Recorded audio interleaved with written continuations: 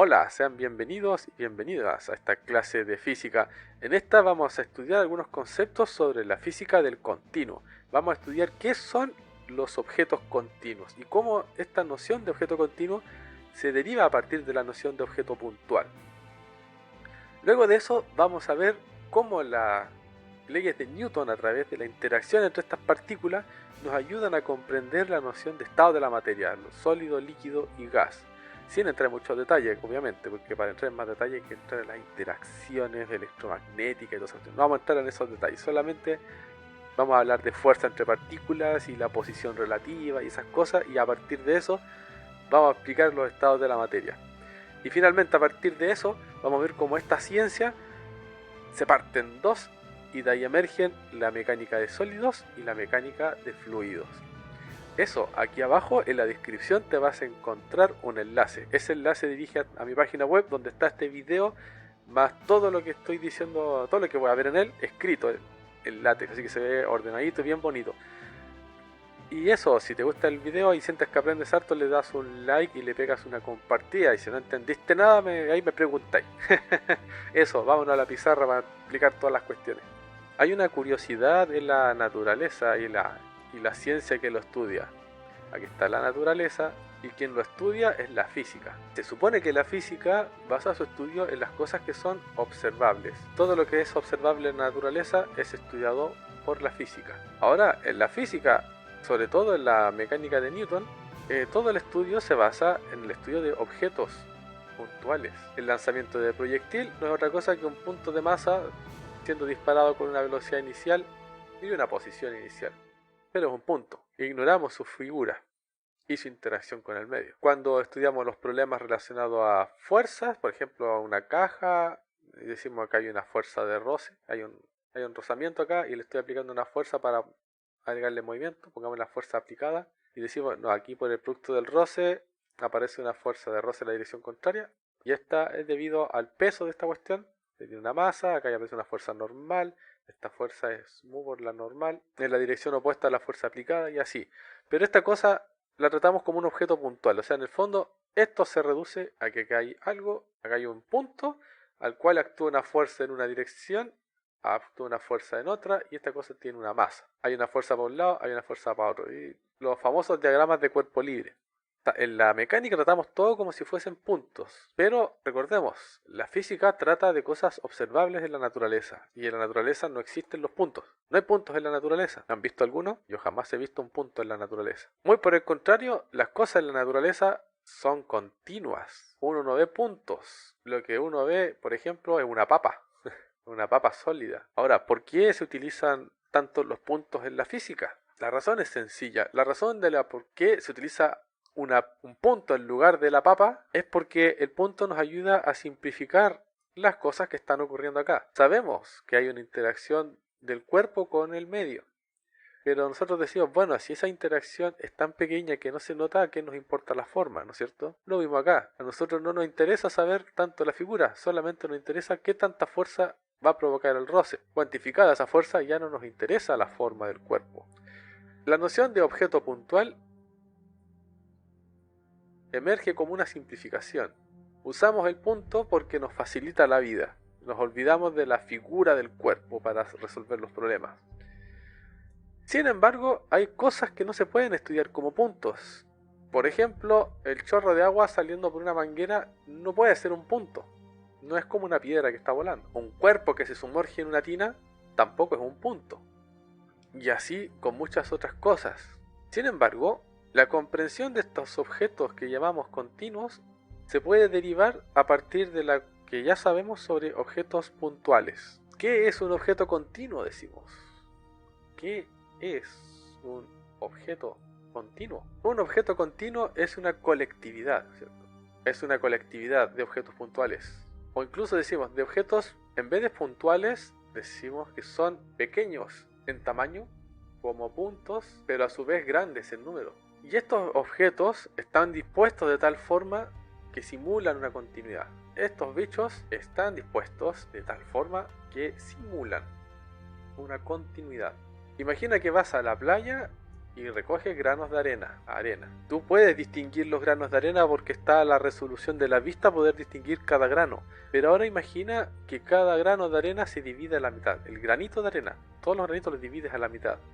Y luego los vuelves a dividir a la mitad. Y cada trozo lo sigues dividiendo a la mitad. Y la arena se hace cada vez más fina. Tan fina que llega al punto en que no puedes distinguir cada grano de otro. Entonces esa cosa que obtienes, parecido a una masa extraña, se ve como una cosa continua, o sea que no puede distinguir sus partes.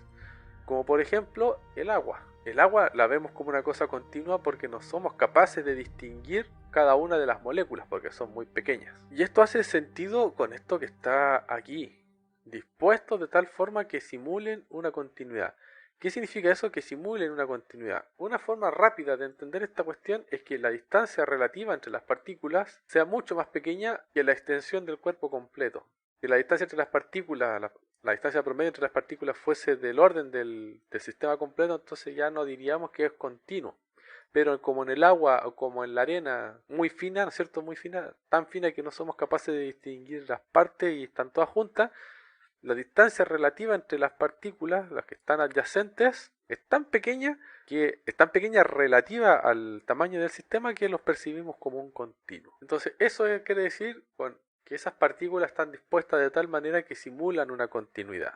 Ahora estas partículas que están aquí dentro de estos sistemas van a interactuar entre sí, van a chocar entre ellas, van a intercambiar momentos y energía, por lo tanto se van a ver modeladas por la mecánica de Newton. Nosotros vamos a considerar como ya conocidas las leyes de Newton, pero las voy a nombrar igual, solo para refrescarlas en la memoria. Las leyes de Newton son tres. Tenemos la primera ley, inercia. ¿Qué dice esta ley? Dice, en ausencia de agente externo, todo cuerpo preserva su estado de movimiento. ¿Cuál es el estado de movimiento de un cuerpo? Es el momento lineal, P, ¿no es cierto? El masa por velocidad. Entonces, si no hay ningún agente externo, uno dice la derivada del momento con respecto al tiempo es igual a cero. Esto es equivalente a decir que si el momento es una función del tiempo, entonces esta cuestión es constante. No cambia.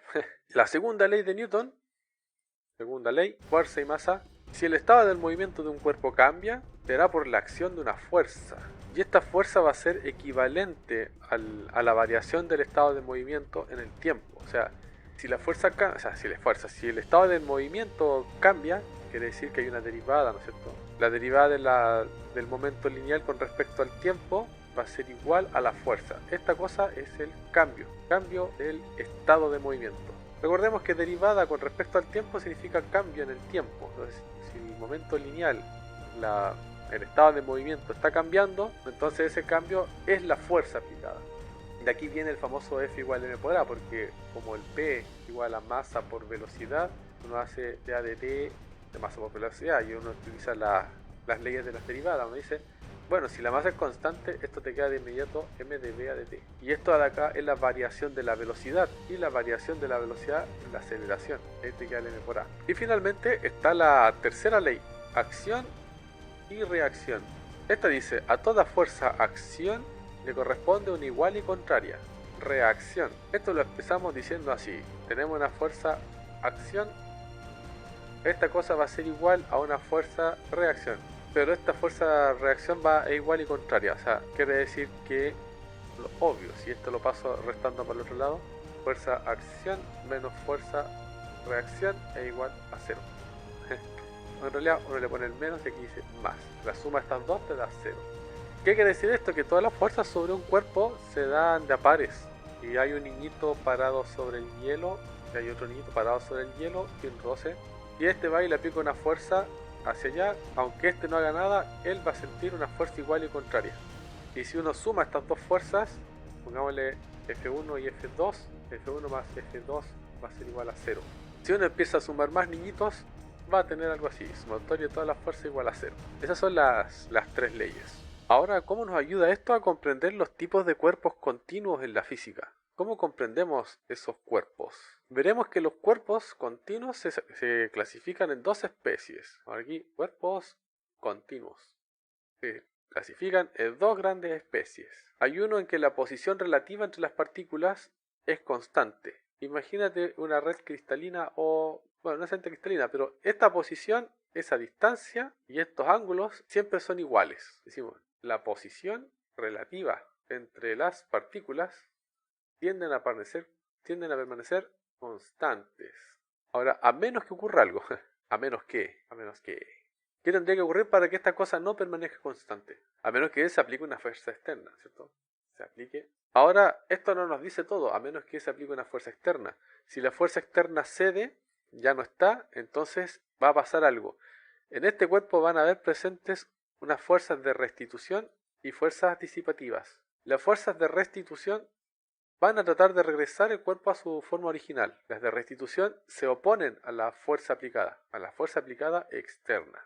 Y las disipativas toman la energía invertida, ¿no es cierto?, por la fuerza externa y la transforman en calor. Esto quiere decir que se aplica una fuerza externa sobre el cuerpo, lo va a deformar, pero esta fuerza externa se va a transformar en calor, así que poco a poco va a dejar de tener efecto. Fue disipada, por decirlo así. Ahora, estas cosas se ven en la naturaleza. Por ejemplo, las de restitución son comunes en los resortes. Cuando tú agarras un resorte y lo estiras un tantito, este va a tratar de regresar a su posición original. Incluso puede quedar oscilando. Y las fuerzas disipativas las puedes ver, por ejemplo, cuando tomas una barra de hierro y la doblas. En la parte donde se dobla, se calienta. Lo que está haciendo esa cosa es disipar energía a través de calor.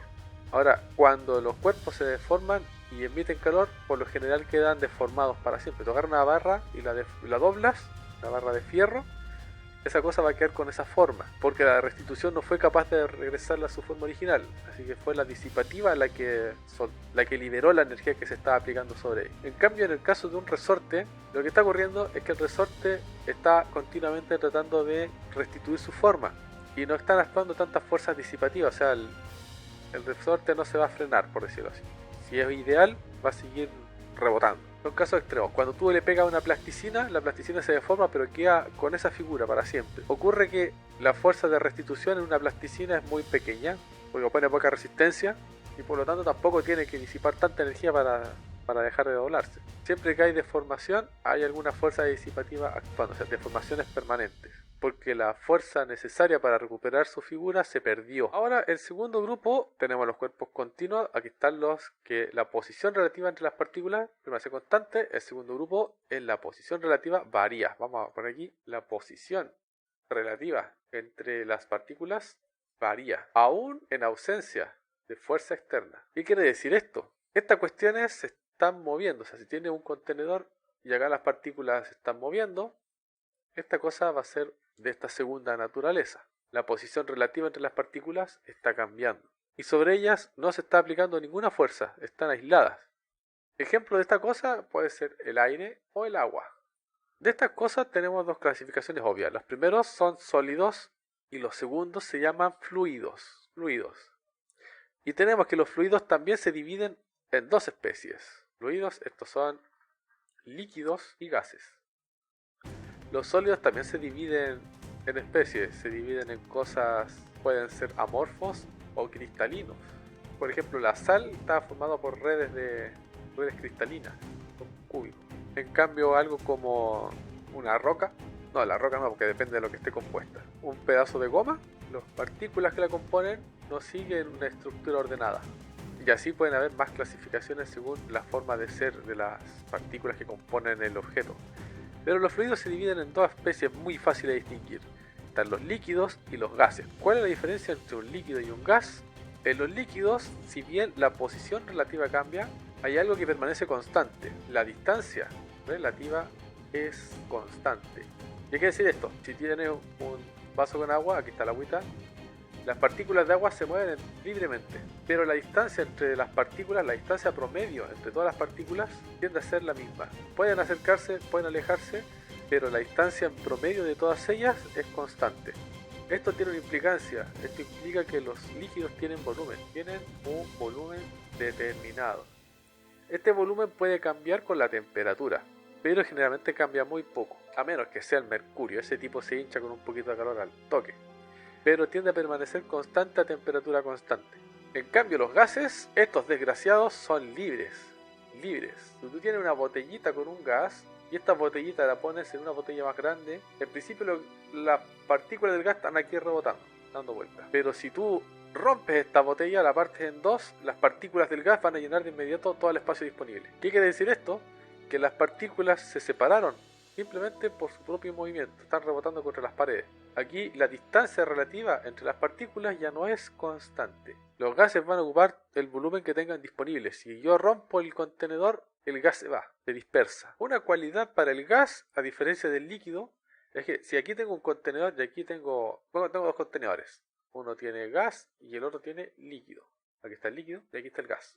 Solamente en el líquido existe la posibilidad de elegir una región tal que en esa región no haya posibilidad de encontrar partículas. A menos que la cuestión esté llena, ¿no es cierto?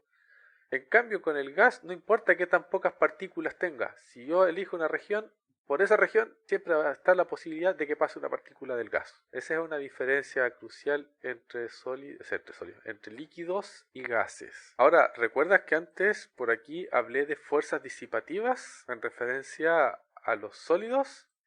Los sólidos tienen una fuerza de restitución y una fuerza disipativa. La restitución recuperaba la forma original del cuerpo y la disipativa disipaba la energía que aplicaba una fuerza externa. Estas dos fuerzas siguen estando acá, en especial en los líquidos.